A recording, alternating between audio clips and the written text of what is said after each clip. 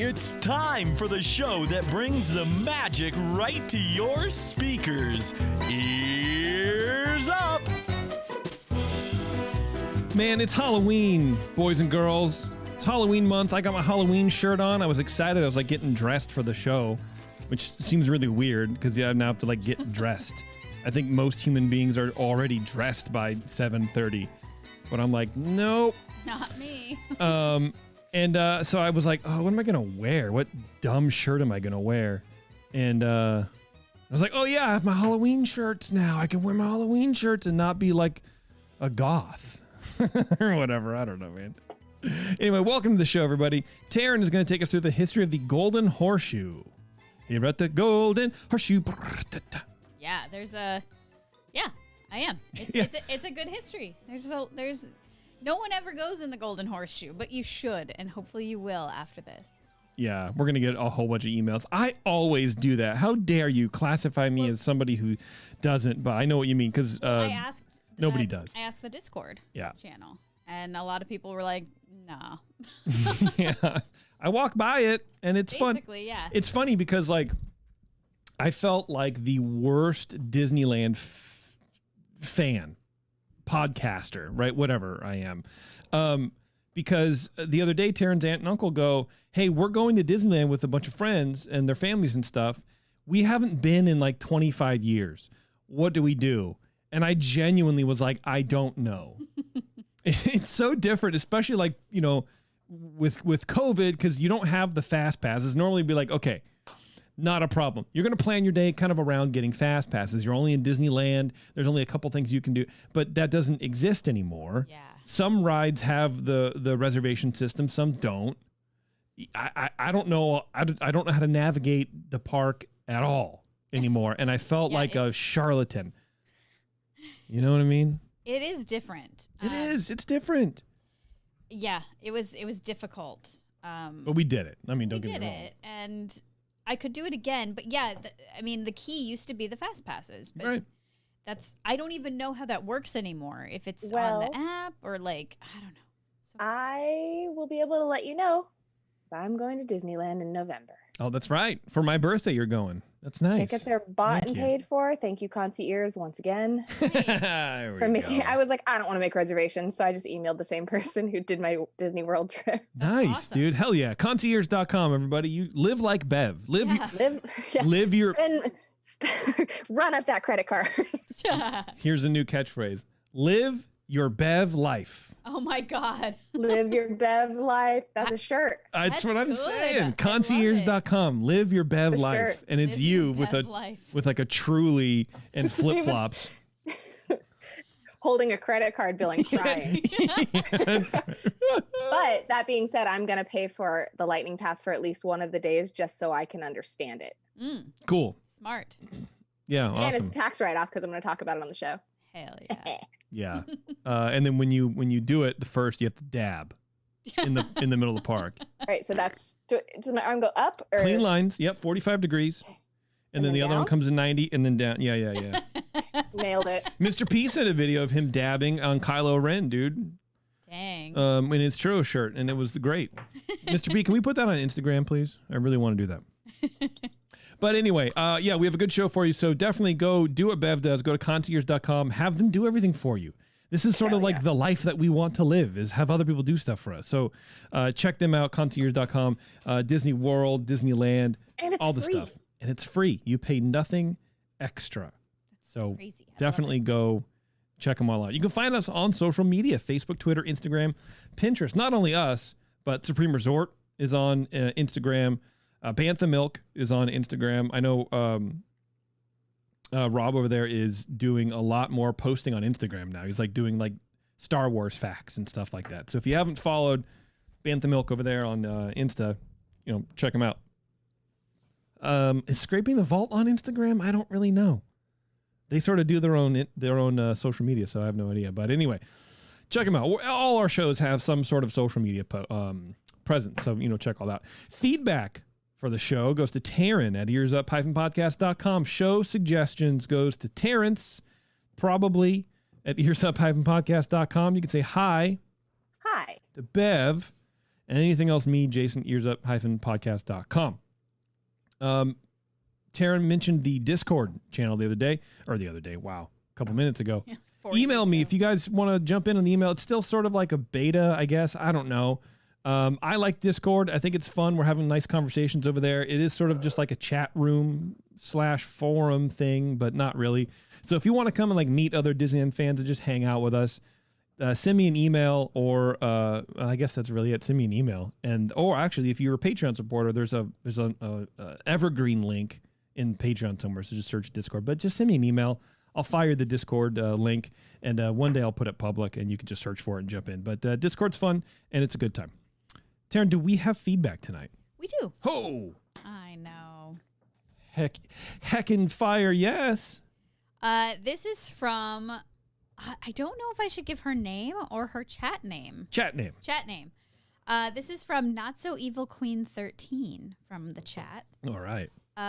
She says, I just saw the opening night of Harmonious at Epcot, and I'm looking forward to Jeremy's rant about how terrible it is. Period. End. Oh, there's a blog. There's a blog. There's a rant. So I was thinking about reading that for the news segment. Because it's quality writing, I have to admit. I haven't read it, but I saw it and I was like, oh boy, here he goes. Oh man. There's one particular paragraph that's my favorite. Look, we're just going to do it right now. Okay. It's not that long. The title is Harmonious Fails at Epcot. 5 days after its initial debut, I have finally seen Epcot's new nighttime spectacular, Harmonious. I refused to watch the live stream, preferring to experience in cold and in person. I wanted no preconceived ideas of what it contained apart from the inescapable descriptions Disney has served up over the past 2 years. Over the last several months, as the large barges crammed their way into the once beautiful World Showcase Lagoon, a place I have loved since I was a child, I began to worry. Tonight, seeing Harmonious in person, I realized my worries were warranted. Harmonious just doesn't miss the mark. It falls flat on its face. Disney had a golden opportunity to use their vast and diverse library of music to take us on an international musical journey around World Showcase and the world itself. Instead, we got a worse version of World of Color. Rather than feature varied and diverse musical instruments from around the world to weave a tapestry of music that transports you to distant ports of call, Harmonious features a sloppily orchestrated conglomeration of Disney music that only occasionally nods to the diversity of nations sitting along the banks of World Showcase. Allegedly, this show contains 3 acts: gather, celebrate, unite. The problem is, it's very difficult to differentiate between these 3 acts. The show just starts, and it's a 20-minute clumsy mashup of somewhat remixed and unrelated Disney songs from various Disney movies. There is no story, no underlying theme that Disney uses these songs to highlight. It's conceivable that you could toss these songs up into the air, let them fall, and play them in whatever order they land, and you'd have the same basic show. Technologically, there's not much new here. It's all just bigger. Big screens, big fountains, and big barges too big to move out of sight during the daylight hours. Okay, these weird arms move, but they don't do much to enhance any story. During the show, the swinging arms conjure images of a flailing, wounded giant squid. These large, taco-like barges are just over-engineered piles of metal that block views during the day and distract during the show. And what about setting? Harmonious performs completely unaware of its own surroundings. While over at Magic Kingdom, quote, Enchantment clumsily attempts to integrate the buildings of Main Street into the show, Harmonious seems to deliberately shun its own surroundings of World Showcase. Epcot, unlike any other venue, offers the unique ability for a show to take place in 360 degrees, surrounded by the beautifully crafted World Showcase countries. These 11 pavilions have historically had a prominent role in the shows before Harmonious barged its way into Epcot. It was almost as if the countries themselves were performing a show for us. United together by the festive elements of water, fire, and light, they embraced us and told us a story. Now they've been shoved to the background. Barely twinkling, they take a back seat to the same boisterous Disney tunes playing in every other park and most of the other parks' spectaculars. And there's like 4 more paragraphs, so I'm going to let you finish the rest. But that's Jeremy's take. So go to spectraradio.us, click on the blog, and let your eyeballs be wrapped in the wonderful writing styles of Jeremy. Yeah, that's not surprising at all. No. Was that it? Yes. All right. If you want to support the show, you can do that in a bunch of ways. Number one, subscribe to all our shows and listen to them all over and over again from different IP addresses. That would be great. But number two, you can head over to etsy.com/shop/coveyears, buy some shirts and some coveyears and some masks and, all that kind of fun stuff. Number three, patreon.com/earsup. Become a Patreon supporter, $2 a month minimum, and you kind of just, hang out. $5, you get the secret show and just go over there. You'll learn all about it. I don't know. We got a whole bunch of fun stuff, though. We're nice people.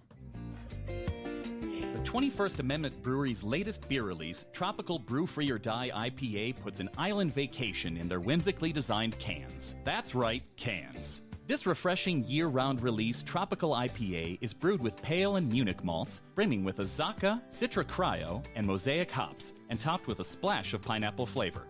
The result is a clean, refreshing beer featuring a mix of sweet malt, balanced bitterness, fruit-forward hops, and a nice tropical vacation at the finish. Tropical Brew Free or Die IPA is available at your local good beer shop, neighborhood taproom, and anywhere else people come together to find great craft beer.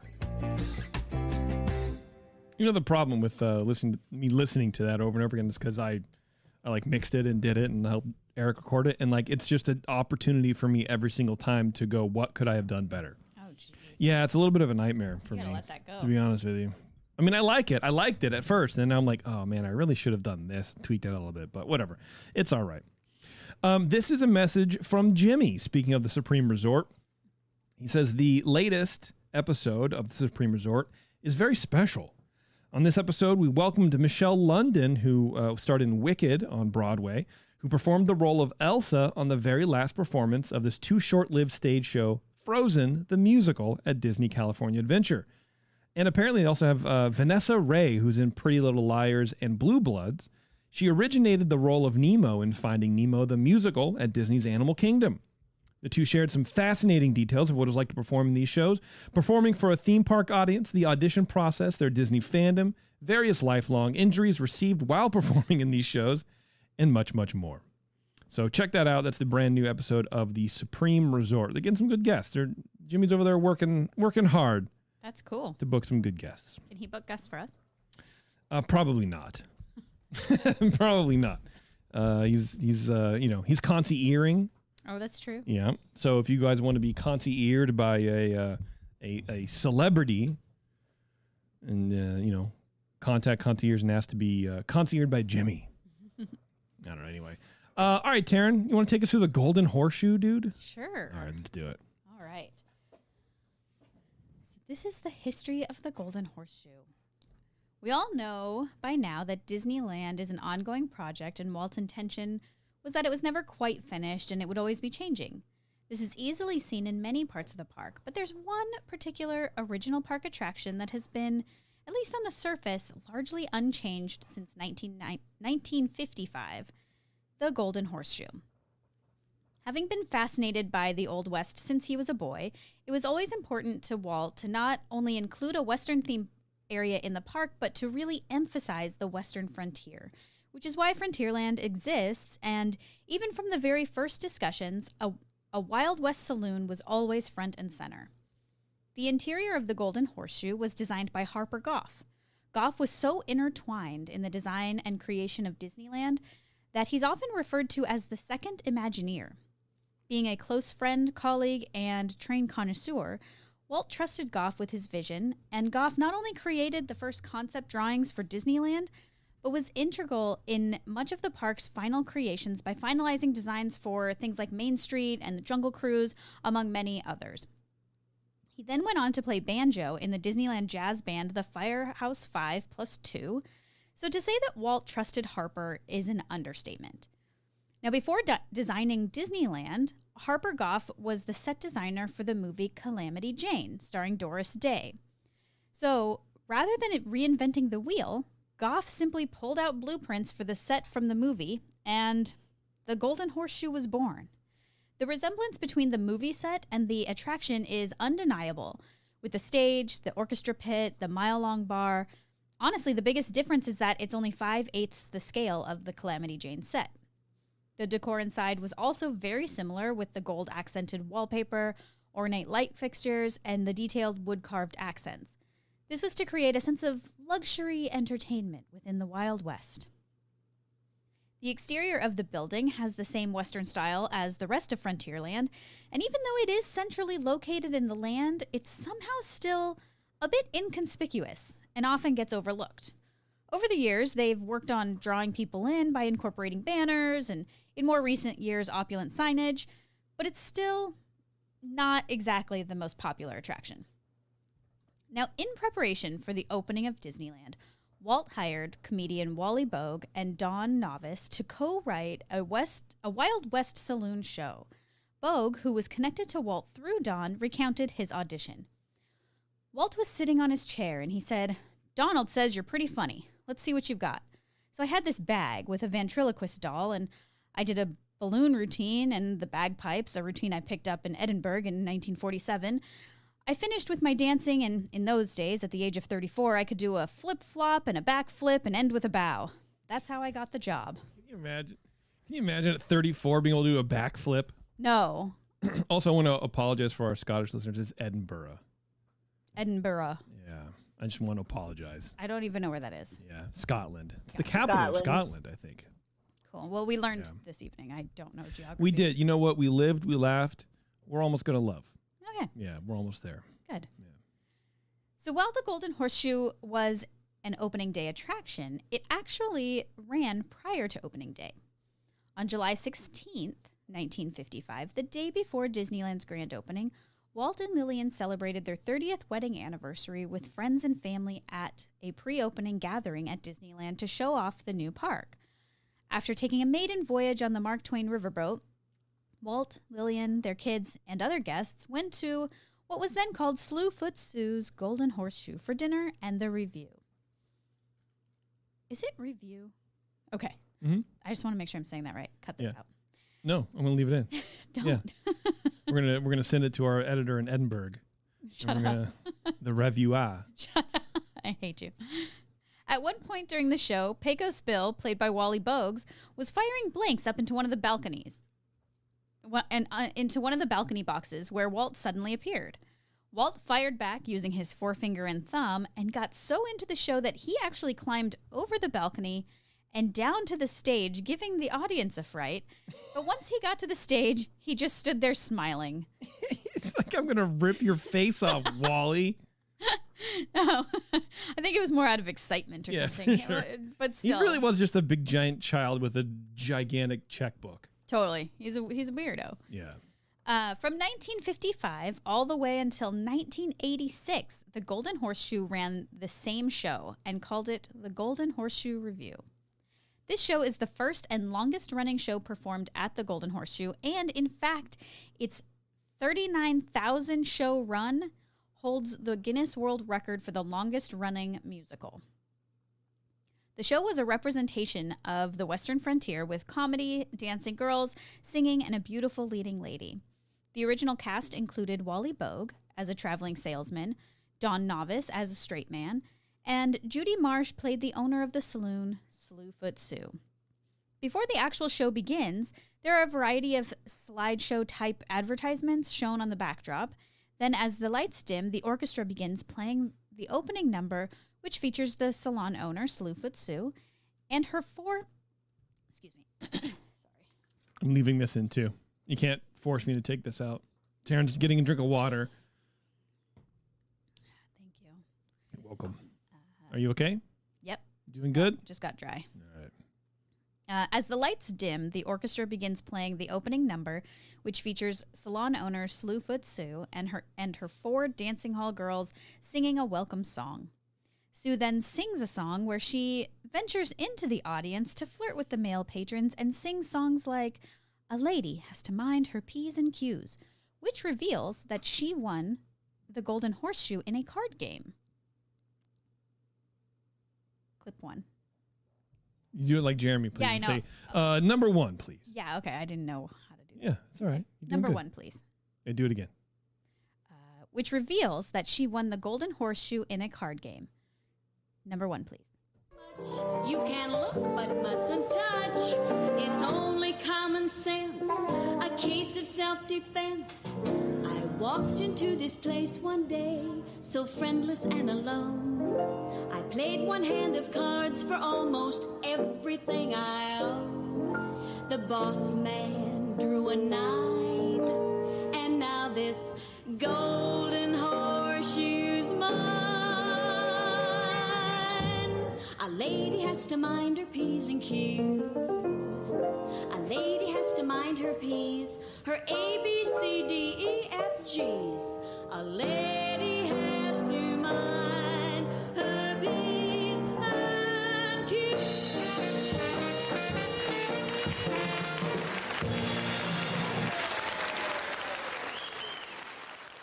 Very good. Check out the pipes on her. You know, P's and Q's references. Mind your P's and Q's. It's your pints and your quarts. It's like a drinking term for like when there was like, I think it, I mean, I know that's what it is, but I feel like I remember reading that when there's like a bar fight or something going on in the bar, you just pay attention to your pint. Don't worry about it. That's so weird. Yeah. Interesting. Did not know that. Yeah. I could have that wrong, but I know it's pints and quarts and I know it's a bar term. Okay. And that's all I'm going to, I'm going to say that and I'm going to stop saying it. Good. Thanks. Okay. Next, Sue introduces the singer and MC of the show, an Irish tenor. After his opening song, they are joined by the show's comedian, the traveling salesman, who enters the saloon through the back doors and as he makes his way to the stage through the audience. Number 2, please. Ladies and gentlemen, I have here a few things I'd like to sell here now, if you don't mind there now, ladies and Who gentlemen. do you think you are coming See, in I here have a like very this? sick peacock just fell in here. Not much in the way of feathers, but a little color right there. That's all I can say. Roll the drums here now. Thank you very much, but who are you? I'm Bill Bailey. I've come home. Oh, no, you're not. No, I'm Wally Bogue, that loud, long, lean, loquacious, sometimes laconic lunatic who loves to deal, delve, and dabble in delirious dialogue and dynamic dissertations, or in other words, I'm a traveling salesman. Oh, you had things to sell there. Well, why don't you show all those charming people out there exactly what you have to sell in that carpet bag? And I wish you luck. Okay, Foot, I'll do the best I can. You're staring at me. Well, all together now. Wally Bogue. Mm-hmm. That line where he goes, yeah, I had a peacock fall in my bag. He pulls out a rubber chicken. Just, I don't know. It's very campy and silly. Yeah, it's vaudeville. He was like a vaudeville, guy. And so a lot of it's like slapstick and just sight gags and stuff like that. So, which I think it works really well for this show because that's essentially what they're doing. Yeah. Yeah, the review is basically vaudeville. Yeah. Yeah. So the traveling salesman leaves the stage at that point, and Sue and the MC sing a song together.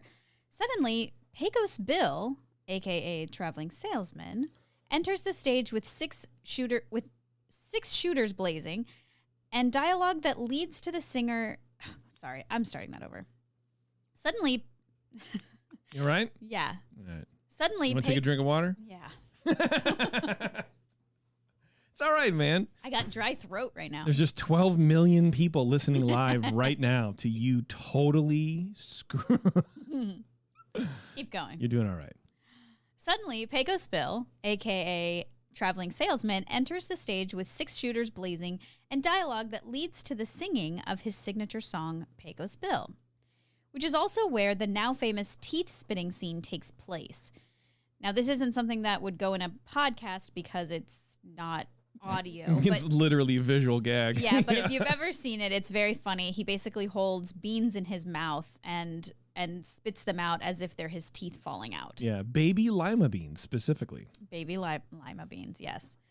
So after a rousing version of the song Pecos Bill, sang by Sue, the tenor, and Pecos himself, and lots of horseplay, they are joined by the dancing girls who perform a saucy can-can number. Uh-huh. After the dance, the entire cast assembles for a final brief song and bow. They eat bow? No. Nice, dude. That's very cool. I like that. A little fusion food. Yeah, no. Oh, okay. No, a physical bow. All right.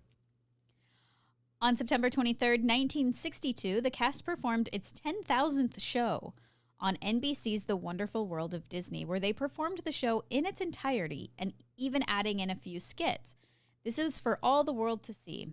And during the 1960s, the cast took the show on the road several times when Walt volunteered the show as entertainment for the John Tracy Clinic for the Hearing Impaired's annual fundraising bazaar. This was one of Walt's favorite charities and often made himself useful at the events by bussing tables. Wow. Can you imagine?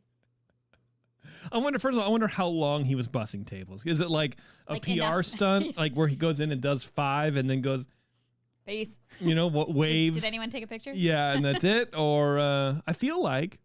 Part of me thinks no. Part of me thinks no, and it probably wasn't even a press thing because when have you ever seen a photo of Walt bussing tables at this event? Yeah. But you've seen Walt on his trains or, in the park and that kind of stuff, but you've never seen him. You don't really see those kinds of things. Yeah, I don't think it was a PR stunt. I think he just wanted to do it. Yeah. The Golden Horseshoe Review's last show was on October 12th, 1986. On November 1st, 1986, a new show called the Golden Horseshoe Jamboree debuted. Now, this show opens with Sam the bartender having a crush on the show's star, Miss Lily. And in an attempt to get close to her, he auditions to be a part of the stage show. Miss Lily and her 3 dance hall girls are then joined by 3 dancing cowboys who love the girls and spend the number falling all over them. Wow. Rude. At this point, a wandering fiddler plays his way through the saloon in an audience participation number. My literal least favorite thing in the entire world. Everybody now. I'm drinking my soda. I can't sing. Sorry. Yeah. And I'm like a theater person. I just cannot stand that. Anyway, moving on. The girls and guys do a closing can number that ends with Sam disguising himself as a female dancer in order to be in the show and be close to his Miss Lily. Wow. The Golden Horseshoe Jamboree was performed live 5 times a day and eventually closed in 1994. It never gained the popularity of its predecessor, unfortunately. Now, on December 22nd, 1940... I don't know where I just went. Remix. Yeah. On December 22nd, 1994, a new show began starring none other than Billy Hill and the Hillbillies. Yay. Now, this comic bluegrass band consisted of frontman Kirk Wall on rhythm guitar and fiddle, Dennis Fetchit on fiddle, mandolin, guitar, and harmonica, John Marshall on bass and fiddle, and Mario Hidalgo on mandolin and fiddle. They were later joined by John's brother, Evan Marshall, on mandolin and fiddle. There's a lot of fiddle. There's a lot of fiddle. Yes. Well, also, I mean, Mario Hidalgo does not sound like anybody that should be near a bluegrass band. Like, it's just, it's like the weirdest name. It's like, okay, you're a ringer. You're a stand-in. It's a fake name. You're running from the law. I love it. Yeah. Would you mind playing clip number 3? We didn't start here. I guess we weren't good enough. We had to work our way up. We began a long time ago, many years ago, doing a show out at Thunder Ranch. And it was all about racing pigs. It was called Pig Mania. And we were the young hillbillies that raced those pigs. It was a good show. When that show closed, we moved out to Clear Country. We opened Splash Mountain before we made it into the Golden Horseshoe Saloon. And we're going to start off right now. We're going to do a medley of 2 great classics. We just call this 2 Great Classics.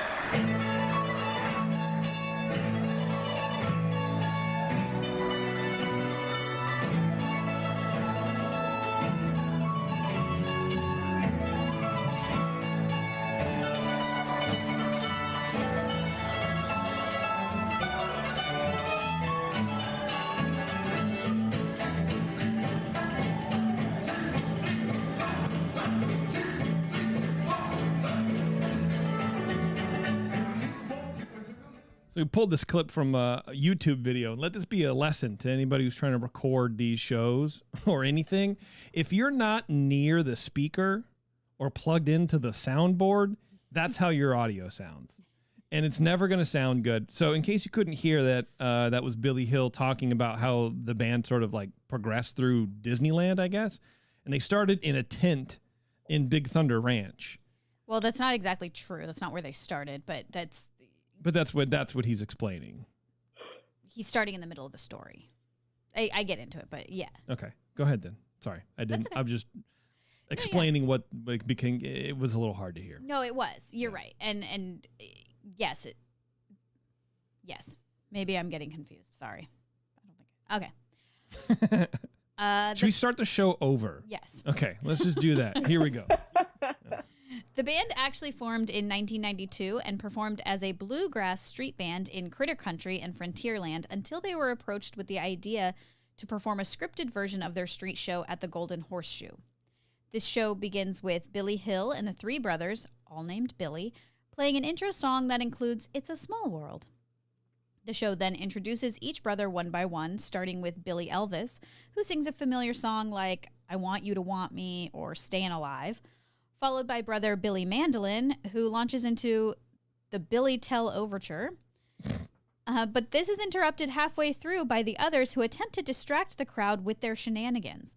Next, Billy Fiddle is introduced as he plays the Orange Blossom Special, which ends with his attempt to break his speed fiddlin' record.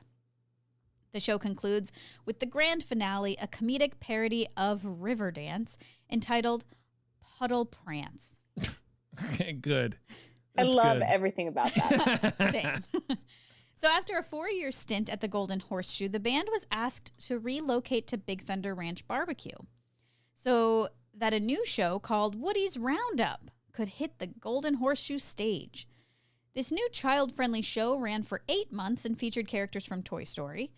It didn't last, and Billy Hill and the Hillbillies were asked to come back. They stayed at the Golden Horseshoe until June 15th, 2012, when they were moved again to Big Thunder Ranch stage. The band performed there until they were fired and performed their final show on January 6th, 2014. Now, you can still catch them performing at Knott's Berry Farm under a new name, Crazy Kirk and the Hillbillies. Now, unlike the Golden Horseshoe Review and the following Jamboree, Billy Hill's band didn't perform every day. They had 2 days off, of course. Most people do.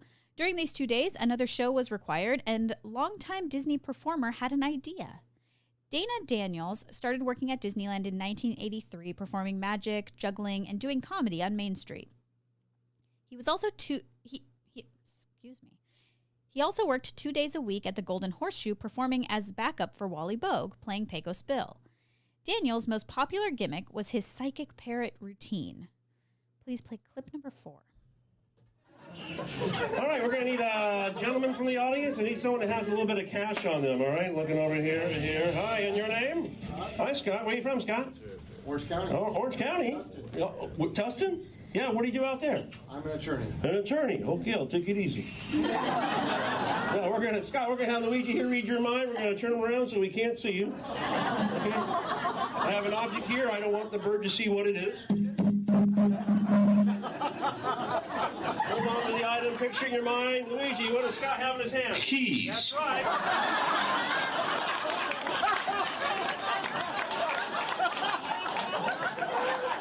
And they love it. They love it. You don't see acts like this in Vegas. Okay, you have to go to Laughlin.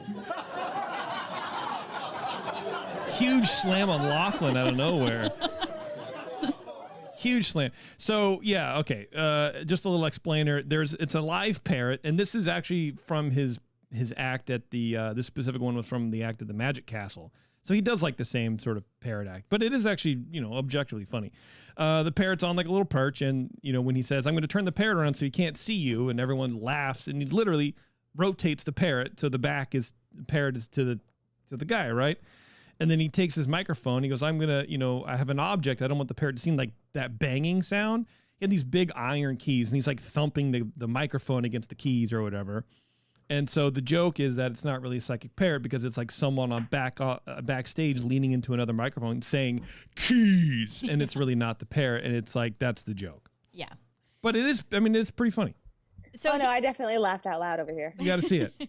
So he came up with this this routine, and he was so proud of the act that in 1994, when he heard that Disneyland would be ending the Golden Horseshoe Jamboree, he approached Disney with the idea that he would perform a one-man act on the 2 days that Billy Hill and the Hillbillies were not running. Disney agreed, and Daniels wrote the show himself, and with the help of a pianist and his loyal psychic parrot, Luigi, the Golden Horseshoe Variety Show was born. This show begins with a piano player warming up the audience with lively music, who's interrupted by the saloon janitor, who informs him that the entire cast of the variety show is missing. Realizing that the missing performers need to be replaced, the janitor agrees to fill in for all the missing acts. The janitor now goes backstage and proceeds to disguise himself as the various missing acts. Among them are Hillbilly Juggler, a balloon performer, and Waldo the Magician. The big finish comes when he brings out his Luigi, the psychic parrot. The big finish comes when he brings out Luigi, the psychic parrot. This show was temporarily canceled in 1999 to also make way for Woody's Roundup, but returned upon that show's ending. Man, Toy Story is just wrecking careers, dude. Yeah, it is. Jeez. Wow. And it wasn't good. It was only for 8 months. And it was not successful, clearly. So they brought it back again. Yeah. No, they didn't bring it back again. This was the same time period. Oh, same time period. Oh, right, because he used the 2 day off. Got it. Okay. All right. So in 2012, when Billy Hill and the Hillbillies were asked to move back to Big Thunder Ranch, Disneyland spent some time celebrating the history of the Golden Horseshoe by having a 2-month run of a salute to the Golden Horseshoe Revue, which featured songs and dance numbers from the original Horseshoe Revue. And after this short run, the Laughingstock Company took over the main stage. The Laughingstock Company show at the Golden Horseshoe showcased wacky Wild West themed improvisational comedy. Can you imagine cowboy improv? Yeah. No, I don't want to do it. So the comedy. I'd rather die. Yeah. Basically. All right, you're a horse. Okay, give me a situation and then give me a person. I'm a person. Where am I from? Yeah. The comedy troupe featured Mayor Sam J. McGillicuddy, his daughter Sally Mae, played by a man, and Sheriff Clem Clodhopper, who engaged in side-splitting shenanigans. Number 5, please. I may have said something about the two of you getting married. I think you make a great couple. I am not going to marry your daughter. Now, don't do this. Can you give me one good reason why you're not going to marry my daughter, Sally Mae? I've seen her. Yeah. This is not a pretty woman. She went over to the haunted mansion and she didn't come out scared. She came out with a job. If she was a Sesame Street character, her name would be Ugbo. She goes into a pool and the water jumps out. The owl sees her and doesn't go, hoo-hoo, and goes, what? When she was born, the doctor slapped him. Damn. That went like a lead balloon, that one. It really did. So I don't know if you can hear some of those, but the Haunted Mansion one was pretty funny. That's a good joke. She went to the Haunted Mansion. She didn't come out scared. She came out with a job. I love that. Like, damn, Things dude. that would not fly today. Oh, no. Can you imagine? When the owl sees her, it doesn't go hoo-hoo. It goes, what? Yeah. My Lord, dude. And then it goes on. Like, there's way more. These, middle school jokes. Well, and what's funny is that's not what upset people.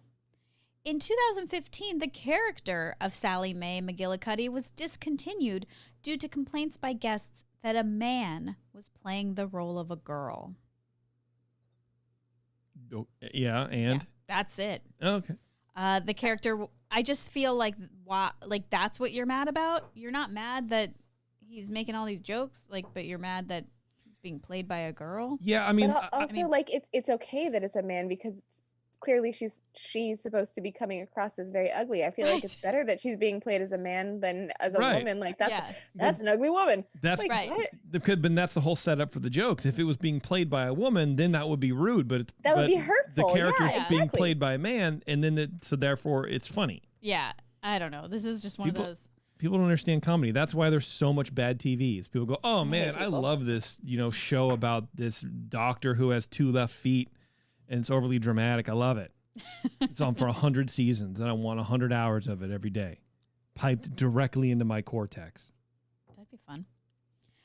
The character was replaced with a female lead named Miss Rose, whose storyline closely resembled Slewfoot Sue and Miss Lily's before her, being the owner of the Golden Horseshoe. The Laughingstock Company show ran until September 15th, 2019, when it, along with a couple of musical acts in DCA, were discontinued, supposedly due to the low park attendance because of Star Wars Land, if we can remember back that far. Right. On July 26th, 2021, the Golden Horseshoe restaurant officially reopened to the public after being closed due to COVID, but the stage show has not yet returned. I feel like you can loosely call that a restaurant. I mean, they have food there. Well, you're not wrong, but it's just like, here's warm mac and cheese. And some chicken nuggets. And some chicken nuggets. Well, wait a second. Did I just say restaurant? That's what I had written. Oh, okay. Anyway, Our thing, comedy timing is amazing. it's great. No, anyway. One thing I had yet to mention is that aside from being a fun stage show, the Golden Horseshoe is also a 309-seat, 2-story, air-conditioned counter-service restaurant. So to say it's not a restaurant, it's a little untrue. I mean, it's a huge place. Well, it's a joke. No, Yeah. you can get food at the restaurant during or between shows, and while the offerings have changed over the years, there are some staples that you can always expect, like chicken tenders, fish and chips, and a variety of ice cream sundaes and floats. As an aside, the names of the foods currently available at the Golden Horseshoe all allude to Toy Story characters. Of course. Which leads me to wonder if they may be working on another Toy Story-themed show for the future. I hope so. I really do, because that's exactly what we need, is just this mix of timelines. Well, why else would they be named after? Like right now on the Disneyland website, they're all named after Toy Story stuff. Because I feel like where else can you put something like that? Because you need to have your IP sort of spread throughout the area. So maybe you have Buzz stuff in Tomorrowland, but you don't have any of the other characters. And where else was Woody going to be but Frontierland? Sure. But then that also is like, what timeline are we on? Well, and it doesn't make sense unless you're going to do a Woody show. Like it Potentially, yeah. Prior to this, they weren't named after I was Woody. going to say, I don't think they were before. No, this is new. I've ordered those chicken tenders, sadly, in the past, and they were not, whatever that movie's called, themed. Toy Story themed. Sorry, my brain just broke. It's all right. just bleh. Okay. Also, I highly recommend not eating the fish and chips from there. Highly. Not good? Not doing that. No. So go for the Sunday. Yeah, go for the Sunday. And they have coffee, and that's always lovely. If Gibson Girl is too busy, pop over for a nice Sundarino. Yeah, you can't screw up ice cream that bad. You can, but you can knock it on the floor, I guess, and that's about it. No, Bev can knock it on the floor. That's true. No, but then I would eat it. Well, that's true. Didn't we go to that review in 2012? We did. Yeah. That when they came back. Yeah, when they came back. Yeah, it was an annual pass holder event. That's back when we were cool, before we even had the pod. Well, and they gave us a cookie.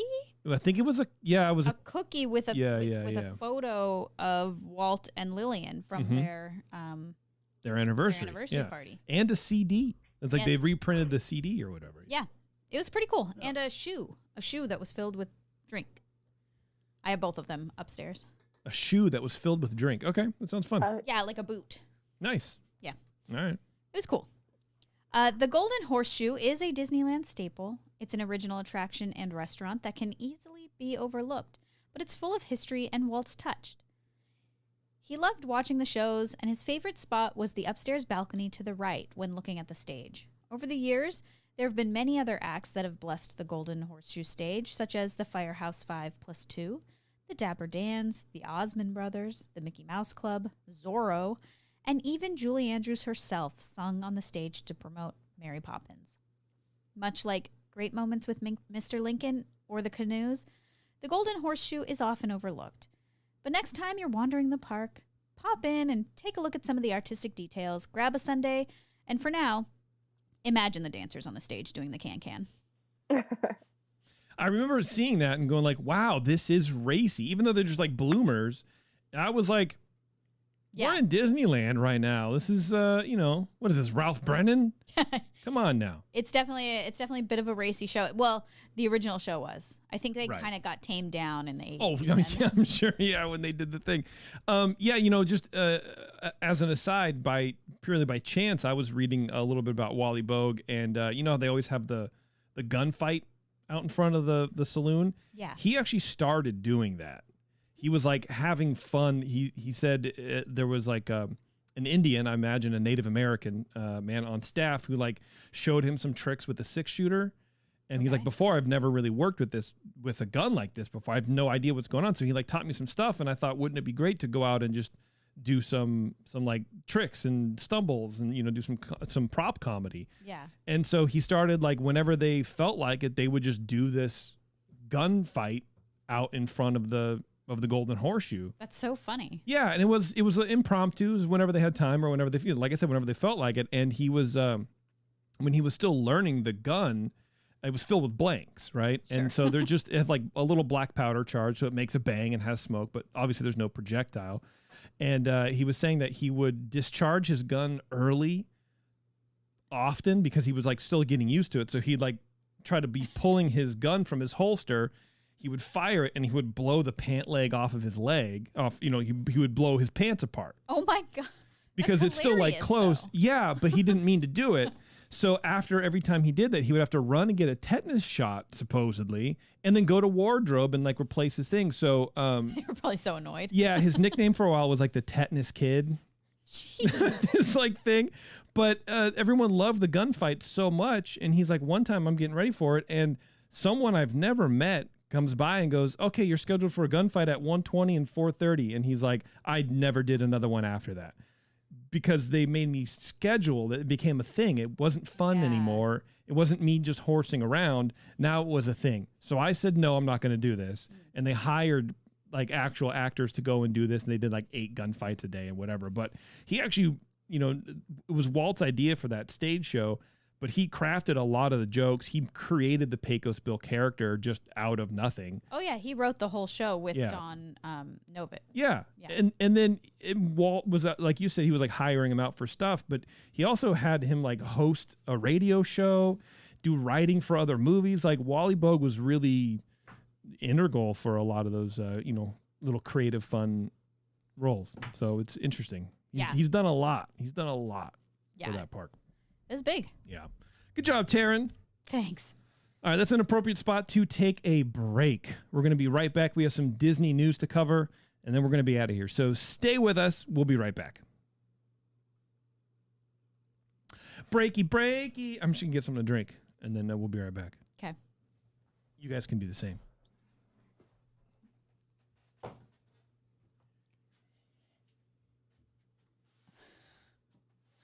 I don't think I could have stumbled any more through that. It was painful. He can fix it. Well, and the dumbest thing is that like I practiced this. Like I read through it out loud when I was upstairs in my office, and I was like, Psh, I got this. I don't know what happens. Whatever. Yeah. It was fine. I didn't think it was terrible at all. I found it interesting, actually. Didn't Steve Martin work at the Golden Horseshoe? Wow, that is a whole outfit. His outfit is a whole vibe. I told you. He's mine. What? I don't know. Nothing. I think he did. I think he did at one point, and I was gonna look that up, but then I was like, where does this fit on my timeline? Yeah, no. Steve Martin, didn't he work at Golden Horseshoe? No. I thought he did. Magic Shop. I knew he worked at the Magic Shop, but I thought he did something at the Golden Horseshoe too. I don't believe or maybe so. He just, maybe he just loved the Golden Horseshoe and he was just stand there and watch the shows. Yeah, he was like a Wally Bogue, guy. Yeah, because Dave Landweb told us about it. Mm-hmm. I love Steve Martin. I want to meet Steve Martin one day. If anybody can make that I thought you were happen. just gonna say I want to marry Steve Martin. I would marry Steve Martin. I think that he would be a very respectful husband. He does seem very nice. He seems very, very respectful. Okay, let's come back, huh? Okay. What's this one? Line. What is that one? I don't know. Let's find out what it is. And now, back to the show that's more fun than waiting in line for Peter Pan on a hot August Anaheim day. Ears up. That's right, everybody. It's more fun than doing that. Maybe. Maybe not. Not if you're Bev. I am a love glutton for punishment. it. You really are. Well, you should be a glutton for news because we have a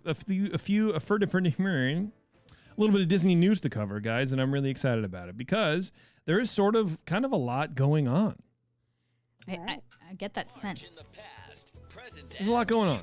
With all the news that's fit to cover, it's the Ears Up Disney News. That's right. Disneyland. Slow one. Sorry. Disneyland plans a year-round holiday shop for Main Street USA, guys. Year-round. This is something that we need. I'm so happy about this. I don't understand this because you can literally buy ornaments year-round at any store. Yeah, that's very true. But apparently this goes above and beyond. They had one of those at Disney World, by the way. Of course. Oh, yes. Yeah. I think we went in there, Tara. I totally did. Yeah. I mean, look, I like looking at Christmas stuff, but not in June. Like, I'll look at it, but I'm not going to buy it. I don't know. It feels too weird to me.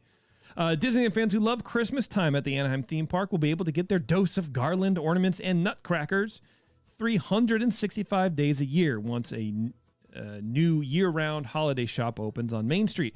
The new Plaza Point store will take over from the former Main Street Photo Supply Company location on Disneyland's Entree Promenade. I know I said Entree, but Main Street Photo Supply is like where you used to go to like get your photos printed up or whatever, but now you don't need to do that, I guess. It'll sell Christmas merchandise year-round with Halloween and Lunar New Year overlays, along with Easter, Hanukkah, spring, and fall seasonal decor. It'll feature ornament, housewares, linens, and holiday accessories. Okay, so when it said like a holiday shop, I'm like, oh, okay, we can't say Christmas but apparently they're just doing every holiday. Yeah. That's cool. That's cool, man. I mean, give me some Easter stuff, I guess. Yeah, I don't know. I'll take it all. Yeah. I mean, I don't think we would do like a Hanukkah stuff, but, I'm just kidding. I don't know. It's supposed to be open on by October 16th.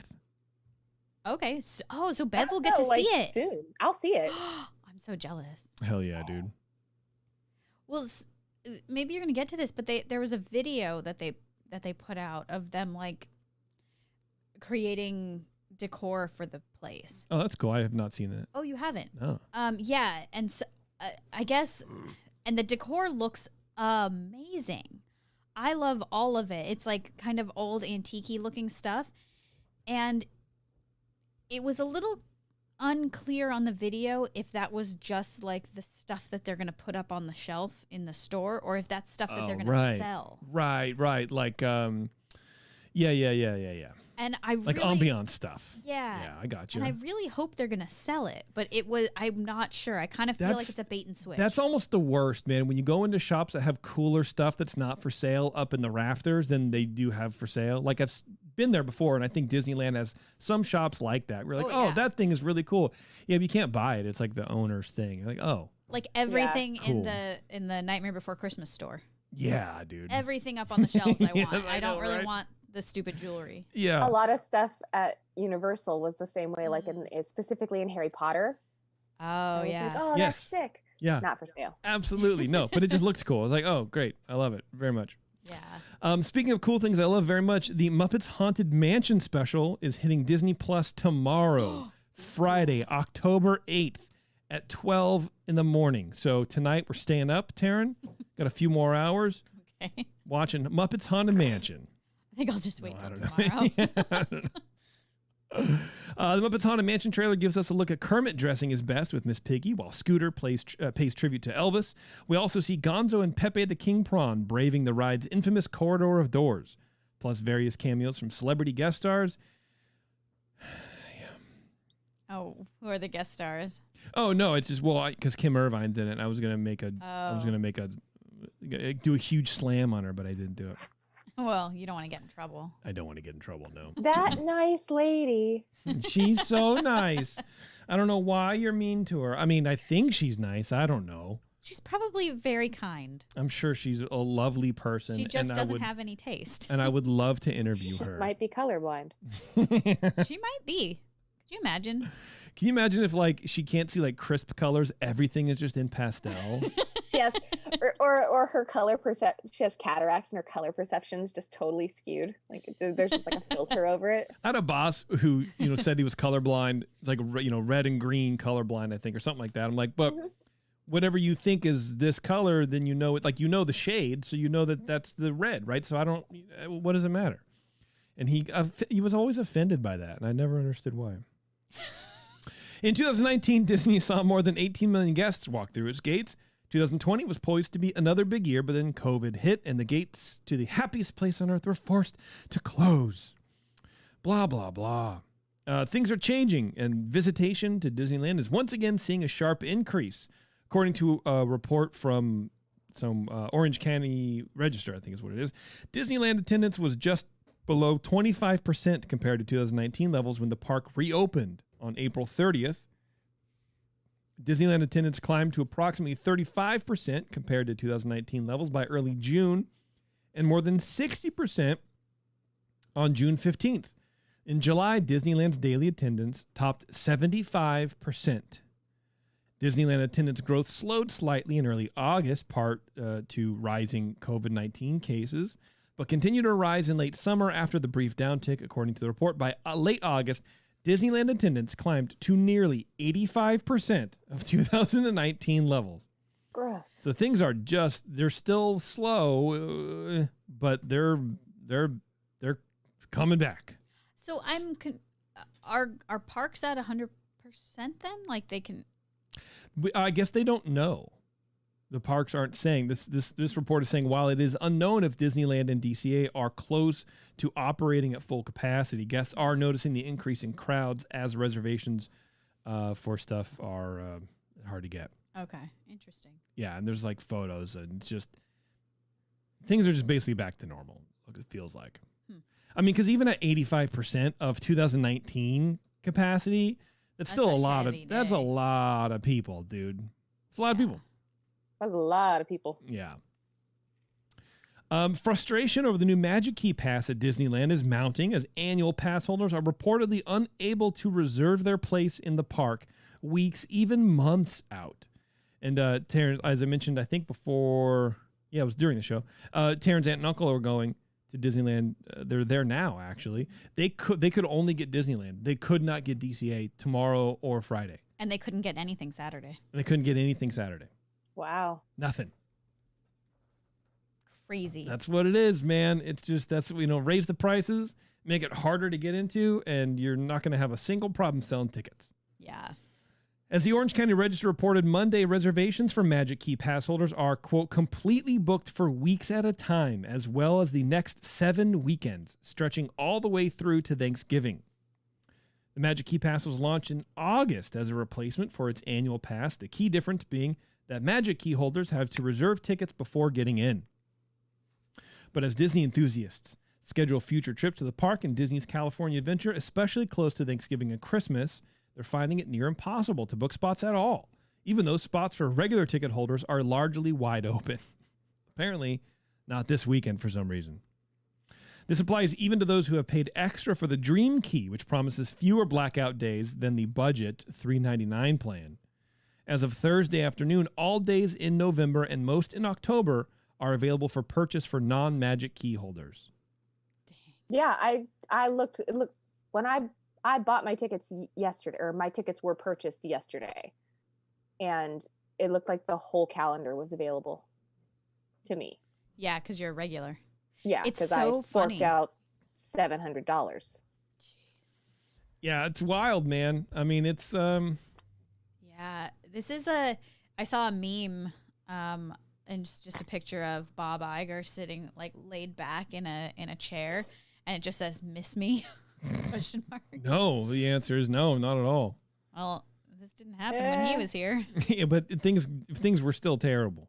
I didn't like Bob Iger. I don't like the Iger. Yeah, mainly because of like the Star Wars and Marvel damage that he did. I just don't. He just basically soaked a rag in the blood of Star Wars fans and wrang it out until there was none left. I'm not being dramatic. That's what happened, no, he guys. did do that. Yeah, it was at a Comic-Con that no one talks about anymore.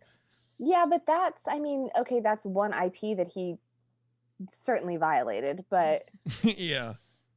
but as far as like day-to-day operations, I'm gonna say I miss him a little bit. I don't know, but I mean, that's like a larger question, because what did he do that Chapek isn't doing?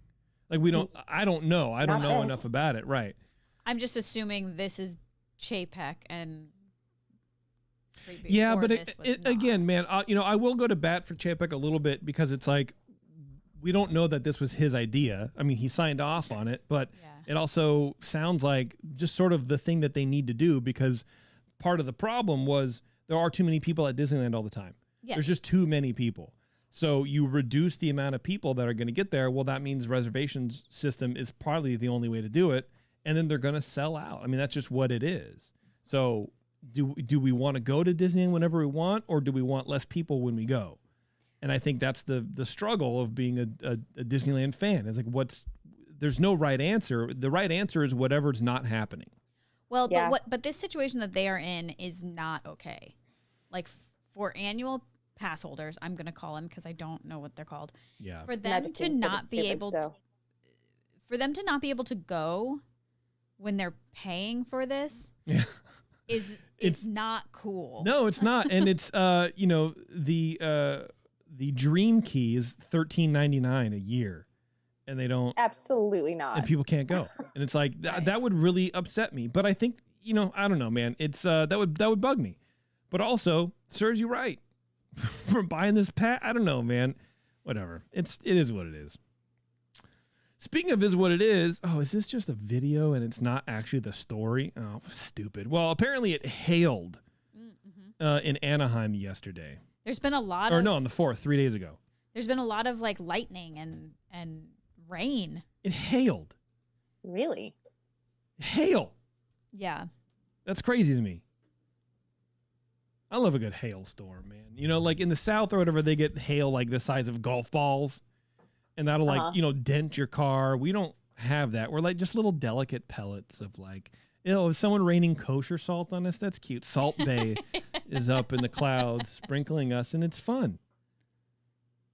Have you seen those, like, they're like the size of like a softball in some states? Like, yeah.